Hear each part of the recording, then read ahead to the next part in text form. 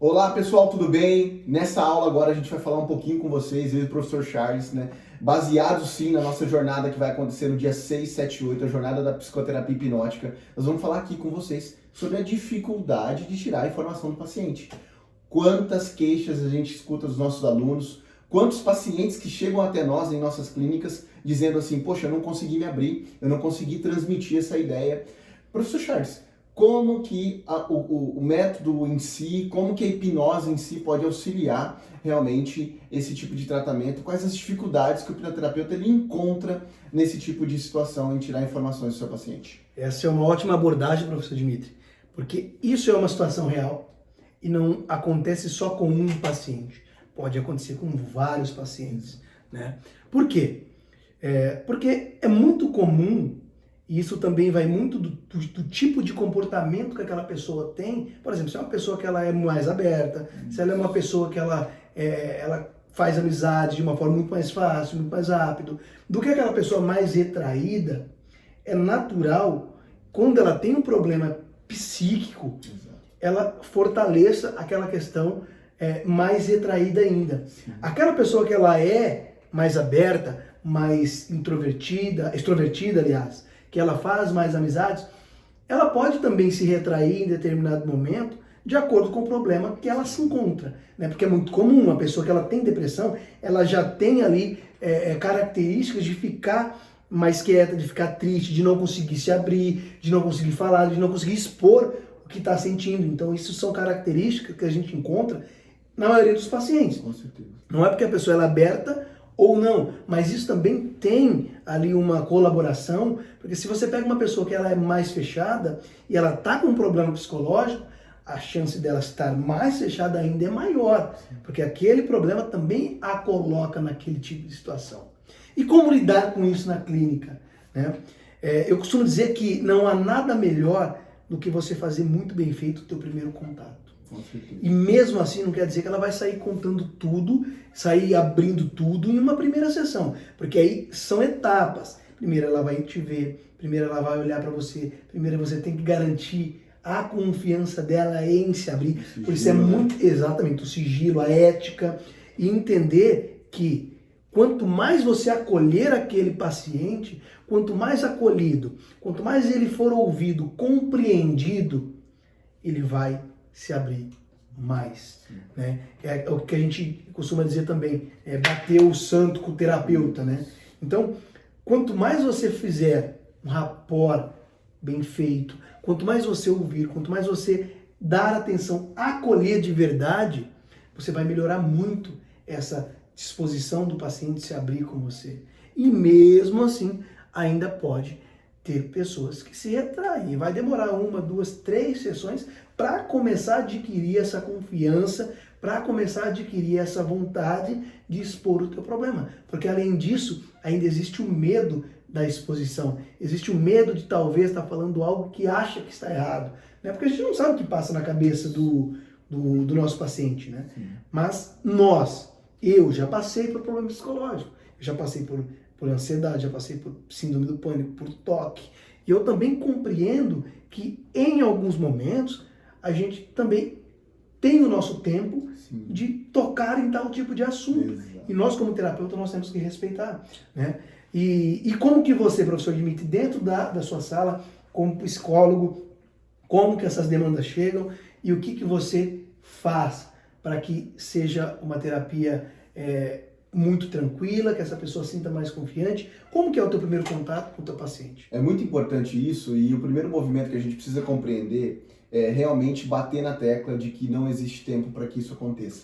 E de novo a gente vai na contramão do fluxo, né, das sessões, de número de sessões, porque quem sabe tem paciente que no primeiro movimento ele já vai começar a se abrir, e como o professor Charles muito bem frisou, tem pacientes que vai demorar. Isso depende da história desse paciente, depende do transtorno que talvez ele está passando, da dificuldade que ele esteja passando.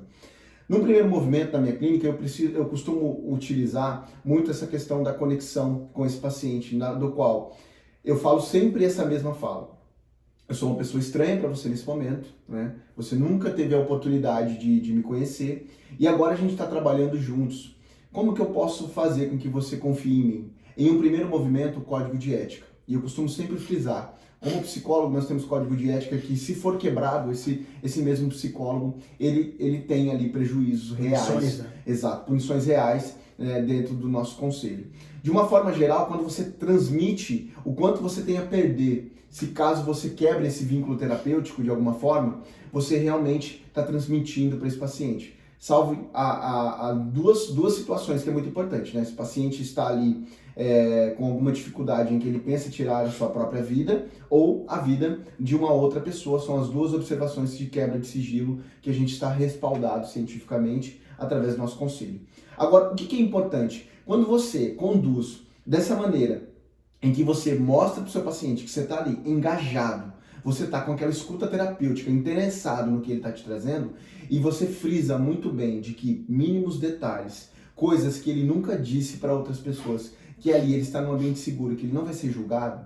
E como eu transmito isso? A gente sempre fala de que talvez a nossa fala ela tem que ser permeada de aspectos realmente corporais, não verbais. Se você diz isso para o seu paciente fechando os braços, longe, esticadão na sua cadeira confortável, o paciente vai perceber que você não está engajado com aquilo. Então, não há conexão entre a sua fala, do rapport, com os seus movimentos corporais. Você faz totalmente o contrário, né? Exatamente, você está transmitindo ali detalhes totalmente contraditórios sobre a sua fala, né? Então, esse paciente ele vai estar retraído.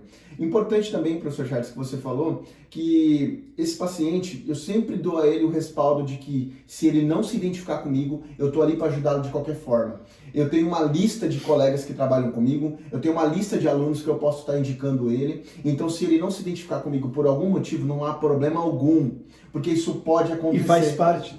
Exato. E aí, inclusive, falo até realmente de que existem outras linhas de abordagem sobre o problema dele. Eu trabalho com uma determinada, eu sou terapeuta cognitivo comportamental, e talvez ele não se identifique com essa linha. Mas não significa que a ciência no trato mental não vai poder utilizar, não vai poder ajudá-lo. Porque quem sabe um terapeuta, com uma outra abordagem, pode ajudá-lo. Exato. Então isso é um movimento ético também. E nós temos que saber disso, né? Com certeza. Então, porque tem terapeuta que vai querer fazer de tudo, que vai querer... Exatamente. Entende? E você transmite, terapeuta, você transmite isso para o seu paciente. Talvez aí a gente está falando dessa dificuldade em especial de tirar essas informações dele, mas ali você já cria uma objeção, porque tem um monte de charlatão aí mesmo.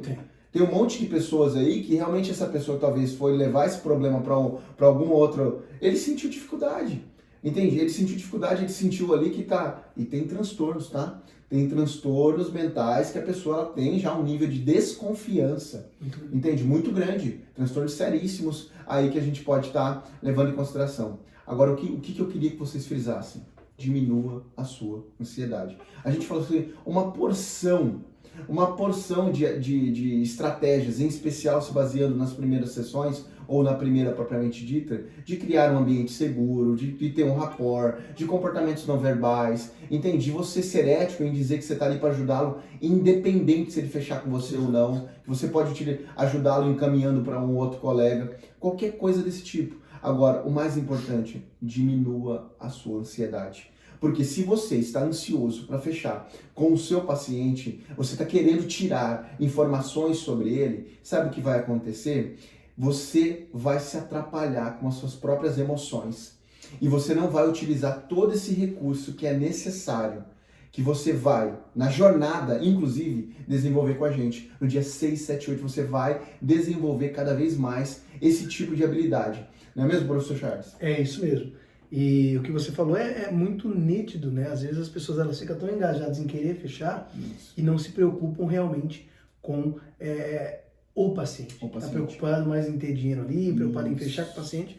E isso que você falou, eu estou aqui disposto a te ajudar, independentemente se você vai fechar a terapia comigo ou não. Exato. Isso já dá para o paciente uma segurança muito grande, porque ele sabe que se não for com você, tem uma outra pessoa que você vai indicar que pode ajudá-lo. Então isso é muito importante vocês saberem, tá? Não quer dizer que isso também aconteça o tempo todo na clínica, mas é uma possibilidade para que você ligue um alerta e passe a entender de uma melhor maneira. Com certeza. Então é muito importante. Então se você está com dificuldade de fechar com o seu paciente, ou melhor ainda, de tirar informações sobre ele, vem para a jornada com a gente. No dia 6, 7, 8, a gente vai trabalhar esses temas, a gente vai trabalhar tudo o que pode dentro dessa jornada de psicoterapia hipnótica. Não é mesmo? Vai ser incrível, nós estamos esperando vocês. Com certeza. Vem com a gente!